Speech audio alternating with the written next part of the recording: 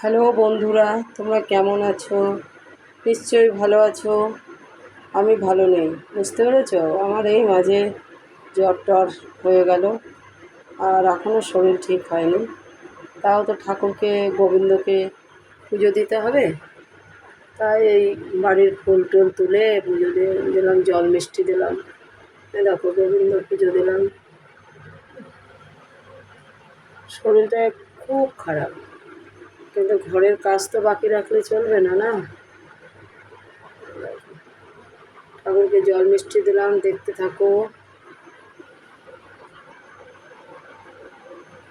দেখেছ, আজকে নীলকণ্ঠ প্রচুর ফুটেছে। শিব ঠাকুরের মাস চলছে না, শ্রাবণ মাস।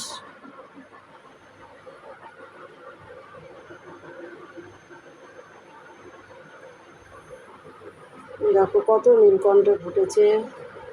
ঠাকুরকে জল মিষ্টি দিয়েছি, ধূপ প্রদীপ জ্বালিয়েছি। দেখো, মহালক্ষ্মী, শ্রীলক্ষ্মী, বাবা লোকনাথ।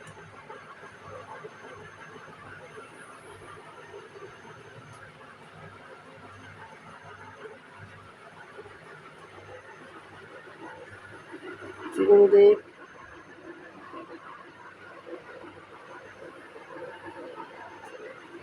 নকুলচন্দ্র।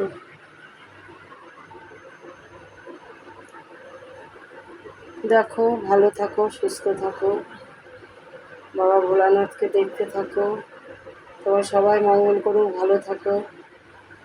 তোমরা আশীর্বাদ করো আমার নাতিকে, নাতিটার শরীর ভালো থাকে, সুস্থ থাকে, খুব ভালো থাকে, সেই আশীর্বাদ করো। আর কিছু চাই না, নাতিটাকে আশীর্বাদ করো। ঠিক আছে, ভালো থাকো।